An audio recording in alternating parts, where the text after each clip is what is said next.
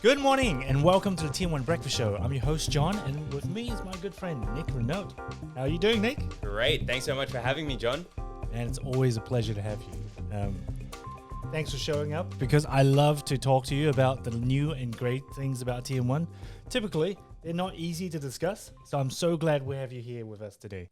And here's the other thing. I always love having you on because you always have some of the cutting edge new ideas and something tangible to show us, not just all talk, because anyone can talk. But here, with us in T1 Breakfast Show, Nic, we show real stuff. I think that's the cool thing about planning analytics as well and TM1. So, I mean, you can do so much with it. It is literally the ultimate modeling tool. You can do a whole bunch of stuff with it. You can extend it. You can really connect it into just about anything. Okay, so what we're doing, a quick recap, is this is T1 Breakfast Show, and this segment is called PA Next, because Planning Analytics TM1 does so much more than what other people know it as. It's not just for reporting, it's not just for basic planning and forecasting, it does a whole lot of other things. So to put it into context, typically when we talk about TM1, we talk about planning analytics lifecycle, which you start off with diagnostics, analytics, know what's happening, and then you do your forecast. Now, after the forecast, typically that's where a lot of company ends. But now we're here to give you the full picture of what can potentially happen. So we talked about last time, we said optimization could be the end goal because you want to optimize or minimize certain outcomes. But before you get to that, within this life cycle, it says we also need to forecast. Yeah. Now, last week, we talked about what's great about the new features in Planning Analytics Workspace, particularly with time series forecasting. So with a couple of clicks of buttons on Nic's button, we saw some lines. We saw real data coming to TM1 for forecast. Now, not every situation is good with that kind of data set. I mean, that kind of data set, as you know, we need a lot of data in the back end, and it's relatively linear, lots of numbers. Now, what if that's not the case? So I believe today, Nic, you're going to show us a little bit of what you've put together. Yeah. Yeah. To show some new use case. Yeah, definitely. So again, you're sort of going down that in the completely the exact right path. So more often than not, we sort of look at machine learning and look at time series analysis and go, hey, that's it. We can go and predict sales. We can go and predict numbers. But what about if we wanted to predict a driver? So say, for example, we wanted to predict whether or not a particular event is likely to happen. So 1 or 0, yes or no, churn or no churn. A churn analysis is a really good example of that. So say, for example, you wanted to predict which customers were likely to leave your organization, which employees you might lose. If you're working in education, maybe you wanted to predict which students you were likely to retain. So this is a completely different use case to just being able to forecast sales or forecast something using regression. This is actually a slightly different form of machine learning, which allows you to predict things like drivers and like classes. In this particular case, we're actually using a machine learning technique called binary classification, and this is exactly what we'll show to you today. We'll use binary classification to actually go on ahead and try to predict which customers are likely to leave our business. Now, that's one use case, but this could really be extended out to a whole bunch of different things. So say, for example, you wanted to predict which employees were likely to leave, which students you're likely to retain in the following year for student planning. Now, the beauty of this is that you can take it a step further, as John was saying, and actually go and apply optimization to that particular use case. So say, for example, you knew which employees were likely to leave. Well, you could then use optimization to work out how to most appropriately and efficiently allocate employee benefits to try to retain those employees.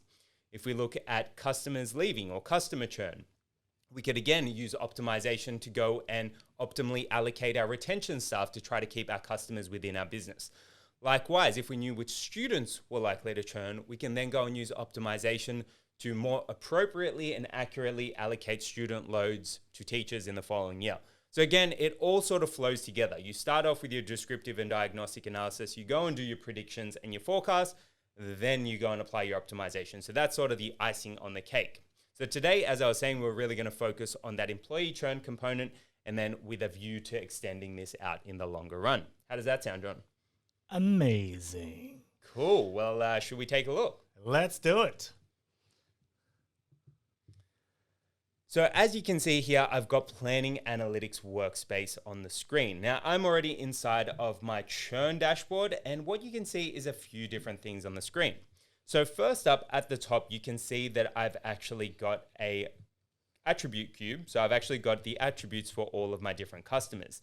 Now, again, this is more than just numeric data. So we've got different features about our particular customers. Now, in this case, the organization that we're taking a look at is a telecommunications company. So the customer details that we've got are different features relating to the services the customer might have. So in this case, if we take a look at customer 100,000, we can see that they have a streaming movie service. We can see their total charges that they've incurred previously. We can also see their monthly charges. And these two columns that you see here are also visualized down the bottom. So we can see our total customer charges, and we can see right up here that customer, 1016, has spent a grand total of about $7,895 with us. So we can see that there are a varying degree, or customers have a varying degree of expenditure depending on which particular customer you're looking at. Now, there's also a number of other features, and I thought that this was really interesting because it actually shows you that you can store more than just numeric data in planning analytics. We always talk about attributes, and traditionally we're looking at a chart of accounts, and you might be looking at what account is for example, a balance sheet account, what's a P&L account, what's a cash flow account. This just gives you another idea as to what you could store inside of your planning analytics cubes and dimensions as well. So here I've got payment methods, whether or not they accept paperless billing, their contract type, other services that they might have, so streaming TV, whether or not they've got tech support, so on and so forth. But then I've also got some pretty standard TM1 or financial sort of attributes as well. So I've got what cost center they're accustomed to, what state they live in, postal code, whether or not they're a senior citizen, have a partner, dependents, so on and so forth. So you can see that there are a lot of features in here, right? And John, so I think a really interesting thing about this is that we often talk about predicting drivers. Well, in this case, we've actually got a number of different features that we can actually use to start to predict our drivers. So say, for example, we wanted to predict spikes in customer expenditure. We might choose to classify or spikes in particular product sales. We might choose to use whether or not a particular product is on sale or not on sale to try to drive what that particular outcome is. This is an example of using non-time series data to be able to drive a particular outcome. Excellent. And this is a really good demonstration of the capabilities planning analytics bring to the table. Because a lot of the cases, and I guess I've seen some software, I haven't seen everything, of course.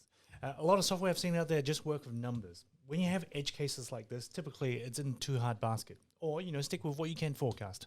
But here it's a good demonstration of not only can we do the standard forecasting planning based on numbers, we can also do a lot more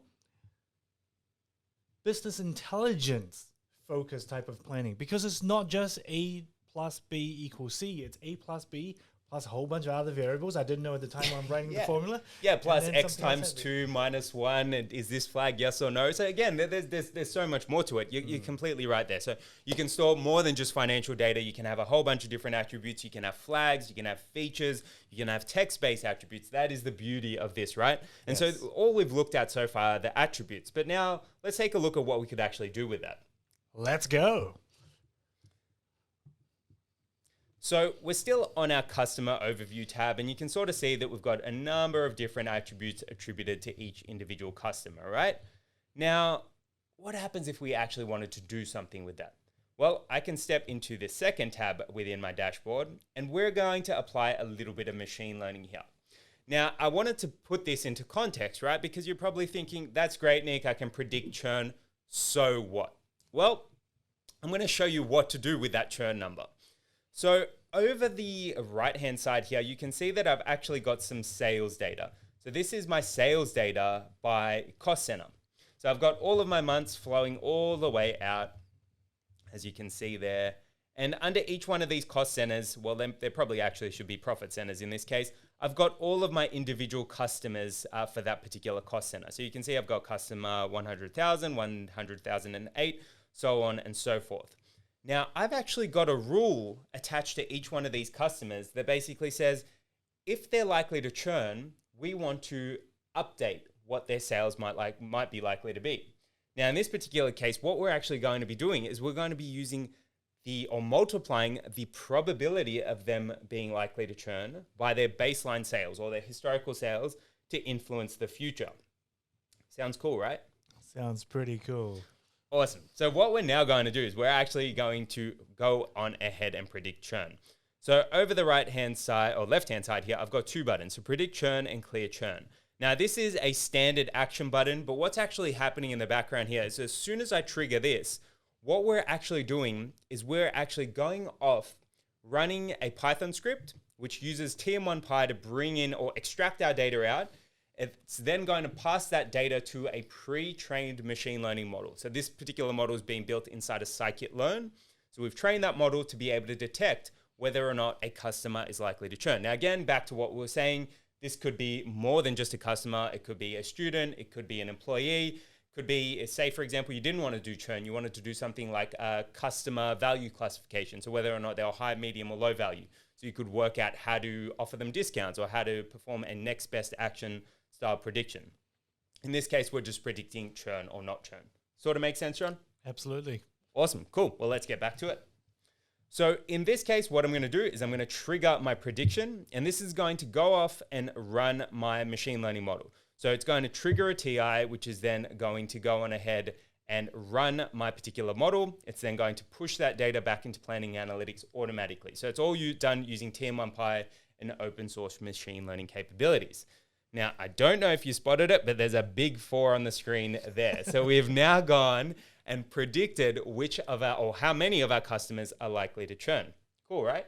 Very cool. Now, can we talk through how you came to that number? Yeah, sure. So what we're actually doing, so whenever you're performing any machine learning, what we're traditionally doing is we're taking some input features plus a historical outcome, and we're teaching our machine learning models the rules between those features and those outcomes. So think of your outcomes as your target variable. In this case, we're trying to predict which customers churned and didn't churn. So we need to provide it with historical data about which customers churned and which didn't. Now, if I go back to my customer overview tab, the features that we've actually used to train our model, we'll just wait for that to refresh. The features that we've actually used to train our model are exactly these features here. So we've gone and trained it on a separate data set, so a training data set, and this is a new data set. But likewise, we've still gone and used these features, so whether or not they have certain services, how long they've been with the company, how much they've spent with the company, where they might live, to be able to go and predict that future outcome. So again, you need history to go and be able to you need history to go and be able to go on ahead and predict the future. Now, now that we're talking about history and the data, can we just quickly compare with time series forecasting, which we need a lot of data, because we need data, build a trend, train it. Now, in terms of this type of churning Analysis? what was that technique you said? Binary classification. Okay. So let's talk about the data in the history, because you just mentioned that. And I think it's a very good point. Now, comparing this for the viewers who's not familiar with data science, now, time series forecasting is more straightforward because a lot of people, not straightforward, but a lot of people have been talking about it already. So people understand you need a lot of data. Correct. Put the data in to train it. But in terms of this type of data, using binary classification, would they need more data, less data, or same amount of data? Great question. So I think it really depends on what type of analysis you're doing and what your target accuracy needs to be. So in this case, I'll actually give you the numbers. So in order to build this churn model, I leveraged 700 rows of data. And of that, I only used 70% of that data to train the model. So what would that be? Roughly 400, 500 rows to go and train that data. So, wow, okay. Yeah, so it's not a whole heap of data, right? So traditionally people might think, hey, Nic's probably using 1 million rows of data in the background. So this was, what would it have been? 490 to 500 rows of data to be able to go and produce this. Now, in terms of its accuracy, the model that I ended up deploying for this gave us an accuracy of about 80 to 82%. Now, again, that's pretty good. Yeah, so if you had more data, you might be able to get a more accurate model. If you had additional features or if you knew what was driving a particular outcome, you can obviously tune that model to go and produce a slightly different outcome or a more accurate model in that particular case. Good one. But for non-computer scientists like myself, I think hearing the accuracy of 80%, I mean, I'm comparing it to the real world scenario as to, if I didn't have this model, what is my accuracy? So I'll have Bob or Angel, who's sitting in the corner, trying to look at the spreadsheet with all the attributes and trying to work out the churn. Yep. Now, the machine's doing it, and in this case, it's 80% accuracy. Now, I'm not going to challenge my other staff to see how well they're doing it, But I guess my point is, it's not bad. Correct. It's usable data. Exactly. That's the key. Yeah. And I think let's take a look, finish off on that dashboard. So I think a key thing, and this is why planning analytics is so useful for this. So what we've actually gone and pushed into our model is the likelihood of the customer churning as well as the probability. So if I open this up down here, I'm actually storing my churn data inside of a cube that I've called customer properties. Now down here, I've got 2 columns. So I'm actually running 2 specific sets of prediction when I go and push out these results. I'm predicting the probability of the customer churning, and I'm also predicting whether or not that customer is actually churned.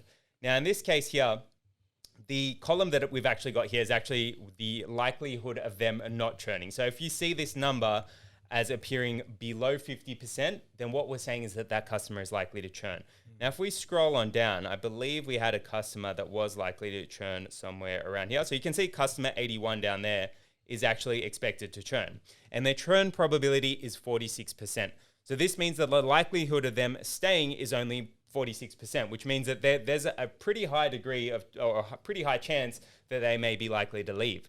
Now, the beauty of planning analytics is that you could still go and override this. So say, for example, we knew that that particular customer was going to stay. We knew that, hey, their churn probability is probably actually higher than that, or that the probability of them remaining with us is actually higher than that. Well, there's nothing stopping us from actually going and overriding that number. So I could set that to 70% and actually go and change this number. So I could say, hey, they're not actually likely to churn. So we can go and override that particular prediction.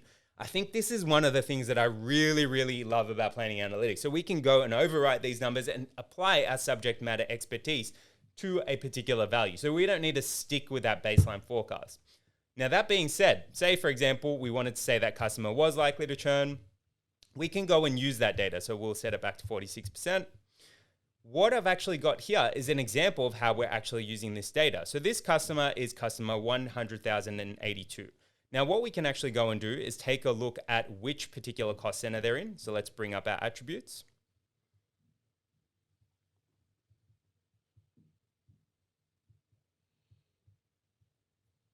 And we can see that customer 100,081 is in a cost center, what is that, 300,002. Probably should have made those cost centers a little shorter. So if we go up to our sales forecast now, and if I open up cost center 3002, what you'll actually see is the way that we're using this churn data to actually go and calculate the way that we're actually using this churn data to actually go and calculate our sales is actually more than it just being a nominal or token figure. So if we go to customer 8,000 or 100,081, we can actually trace that sale.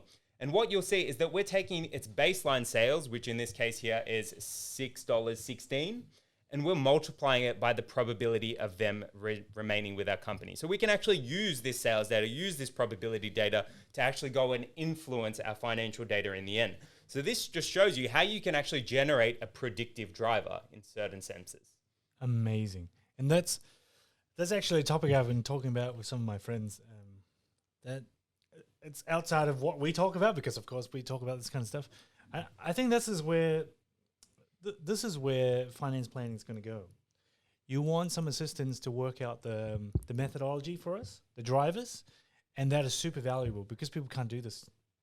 Well, not easily anyway. Yeah, correct. And I think this is another beauty, and I have to say this is another beauty and why we love TM1 so much, or Planning Analytics, because it brings the advanced technology and the business know-how and just a practicality.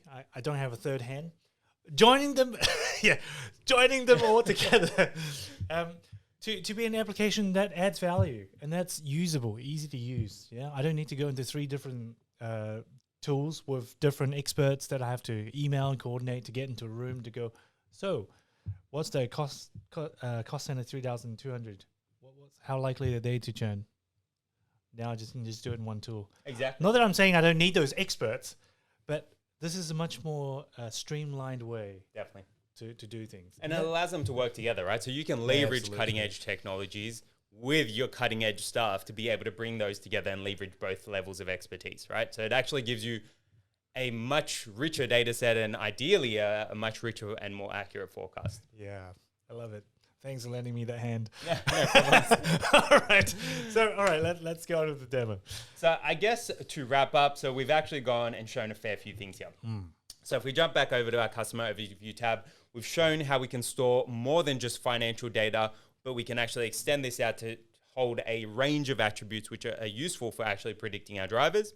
And if we go on ahead to our churn forecast, we've also shown how we can leverage alternate forms of machine learning to be able to predict our drivers, as well as the last note, which is how we can actually use those predictive drivers in a financial use case. So we sort of started out with some random attributes. We've then gone and predicted something, and then we've used that predicted driver to go and drive our baseline forecast. So it sort of gives you an idea of how you can integrate predictive technologies that are not just time series forecasting into your finance systems, really. That's pretty good.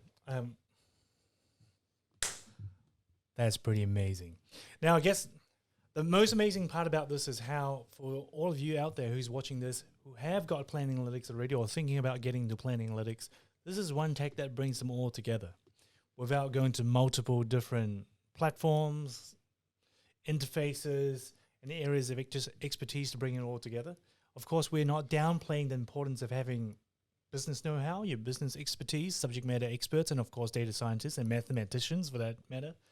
We're not playing any of them down, but this is one demonstration and platform that we can bring them all together in a way that's easier to convey what the end message is. You don't need a degree or watch another whole series of YouTube videos just to understand the meaning of the outcome, because the experts will be able to go into the screen and go, well, why is this guy, or why is this cost center, or why is this student going to churn? And here's my data. Do I agree with it? Great. If I don't agree with it, okay, I'm going to change it. Now that I've got this, I'm going to pass it on to the next person, which means, hey, it's time to run a campaign. It's time to do something. It's time to do right by the customer, the student, whoever it might be. That's where we can add meaningful action and meaningful data insights into the business process. That's my view anyway. That's a great view. So thank you for showing us all that, and thank you for putting that together. And I guess the main thing now is, how does this all fit together again, right? Because the journey to what's the word? To planning's, I was going to say heaven, but that might offend some people. But to the ideal planning stage, there's many parts that you have to fill in the gaps with. Business processes, applications, planning analytics, Excel, fill in certain gap. Now this part fills into a certain gap, which is the forecasting, where we have non-numerical data. Correct. Or what's a better word for that? It's just I'd call it string features, really. String features. Or labels. Yep. Yeah. Expert data science. Working with string features, string labels, right? Not typical data. So after that, we'll give you some meaningful outcome, and then that's where you can take it to the next level and potentially minimize or optimize certain outcomes. Of course, based on all this planning analytics family that we're talking about. Correct. Everything integrates together. But if that's the outcome, there's lots of steps we have to do in between. And hopefully these are meaningful. What do you have to add to this? No, I think you've probably summarized it really, really well. So I guess this sort of shows you an intermittent step between going to that end sort of euphoria state where you've got everything optimized in one sort of workflow, really. So again, this can still be taken further. You can do a lot more with it. You can add more features. You can drop features. And again, there's nothing stopping you from starting right now. So the beauty of this is that planning analytics is super flexible. So if you wanted to apply some Python to it, if you wanted to do some data science to it, you could definitely do that by leveraging the API. That's a very good point. Nothing is stopping you to do that right now. And I hope, if nothing else was interesting, I mean, the third hand was fascinating to me, but if nothing else was interesting to you and you didn't get the technical part of that, it's not interesting to you, at least take this away, which is there's nothing stopping you to start now. Improving your planning, optimizing your planning. We're talking about digital transformation a lot these days and modernizing FP&A. I mean, this is it, guys. Well, at least from my perspective. And look, check out more of our videos. Check out Nic's video. He's got a whole page. He's got a many loyal followers because he adds so much value. And thank you for being with us today. And look, give us some comments, give us some feedback. I'd love to hear back from you. And of course, like always, like and subscribe because your support does help us to bring more TM1 goodness to the community. Planning Analytics TM1 Watson goodness into the community. Thanks so much for tuning in, guys. Bye. Bye.